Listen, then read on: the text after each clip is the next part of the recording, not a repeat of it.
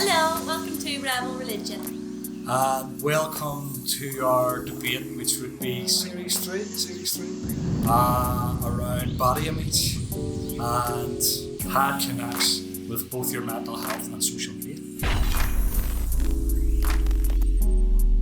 I'm Clara O'Kane. And I'm Geraldine. And Yeah! I can't believe you've done that. No. Youth, education, health and advice is what YEHA stands for. And I suppose where this conversation had started was around we had tasked a couple of young people that were on work placement within our organisation with tasking with a project to look at maybe putting together a presentation on a subject that was related to their lives. Mm-hmm. And what they came up with was the presentation around body image. Yeah. Yeah. Mm-hmm. And that in turn had started, I suppose, a good healthy debate within the project about what they look like. Yeah. Yeah. Mm-hmm. And especially connected with social media. Yeah. Yeah. So I suppose where we start is that where the debate had maybe started was that me as a 40 odd year old, I'm not going to say 40 odd year old, I had a real issue with some of the things around social media and body image. Mm-hmm. And a lot of what I had seen was negativity. So from my point of view, what I was looking at was the sort of pictures and the photographs and the photoshops and the makeup that was especially among young women, but not solely related to them. And the pictures that they were putting up on social media that for me made them completely unrecognisable to who they actually were. And I was questioning the negative impact that would have on their mental health. Yeah. Yeah? Rightly so. Right? However, you had a different idea. There's lots of positives to social media as well, in terms of young people connecting with each other.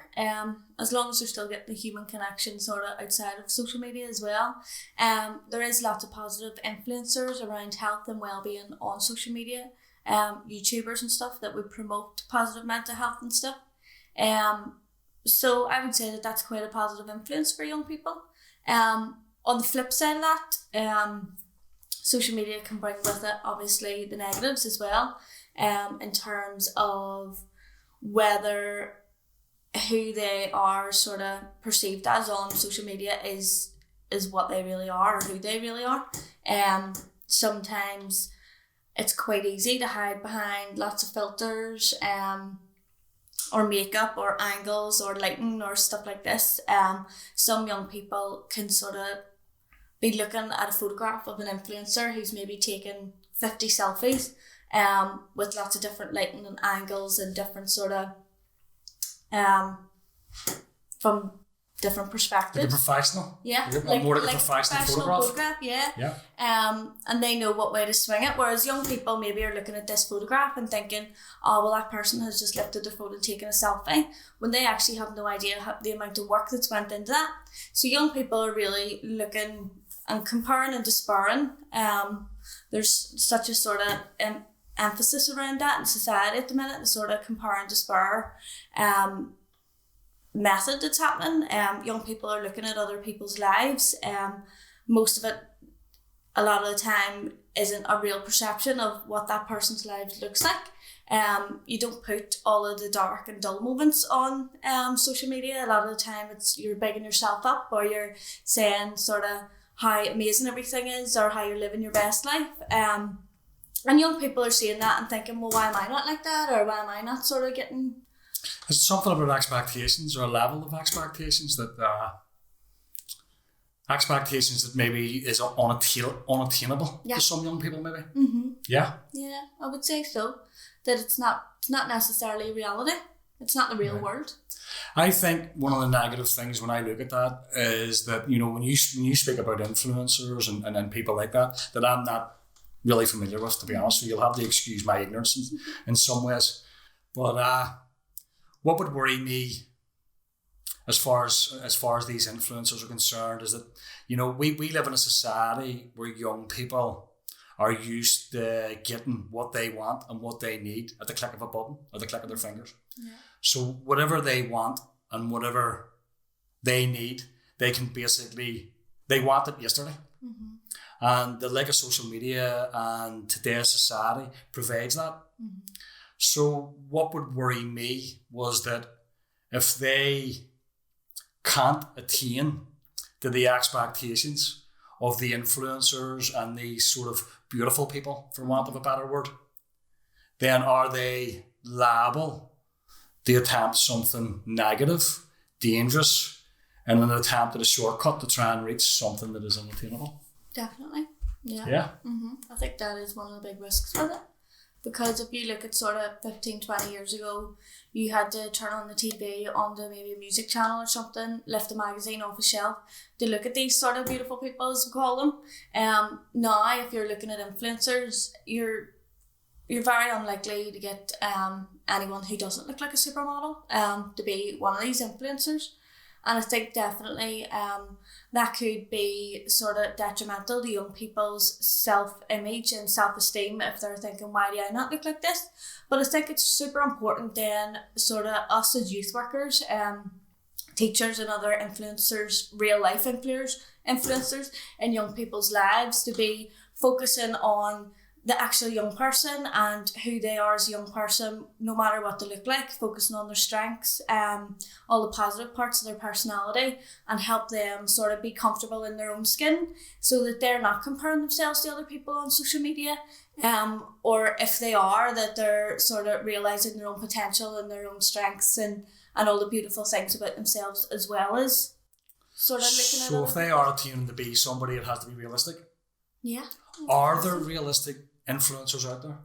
Are there young men or women and men out there that are given a realistic, positive image of body? And by that I mean different shapes, sizes, Yeah.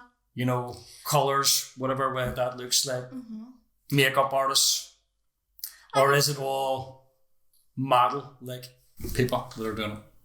Probably a bit of both. I would say sort of in the last lot of years, body image has become such a massive thing that it is going that way, that like other people are a lot more accepting of themselves, which is fantastic. So more people are making it as influencers and stuff, and I think young people will find it a wee bit easier to aspire to be somebody who they have a lot more in common with. I would like to think that there is a lot of positive role models out there, whether it is on social media or not on social media, that young people can see that, if you know what I mean, and can sort of look to the people who are realising their potential and doing good things in the world, rather than maybe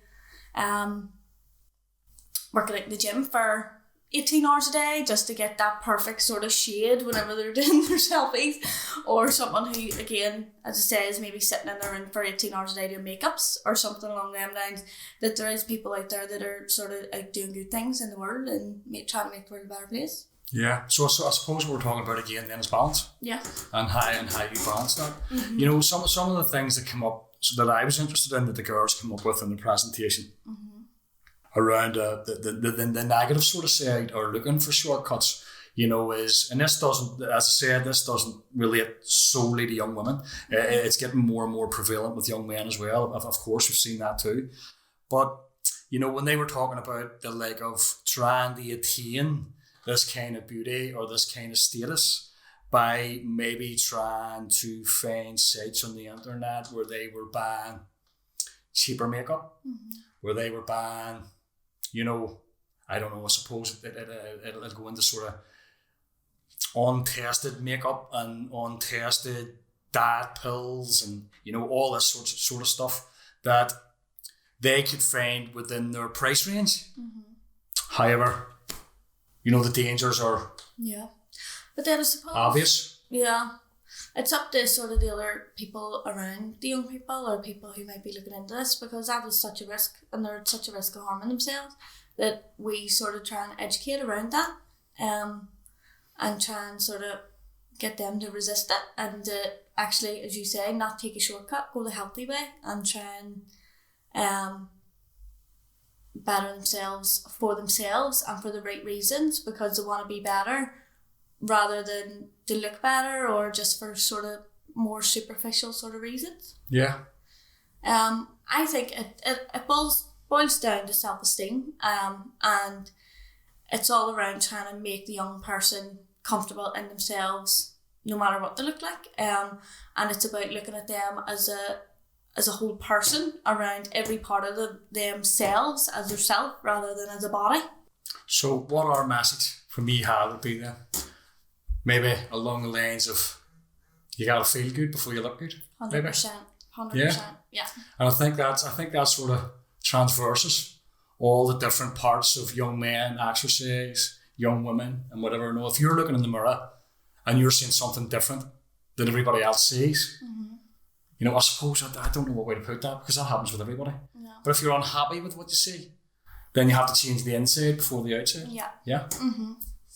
And realise your own strengths, and realise that beauty is completely from within and who you are as a person, rather than what you look like or what clothes you wear or what way you do your makeup or how often you work in the gym or anything along them lines. Yeah. I really don't know how to finish that. I know, that could be. Apart from, thank you very much, and we look forward to speaking to you again about body image and your connections with your mental health. Yeah. Yeah. Take care. Thank you.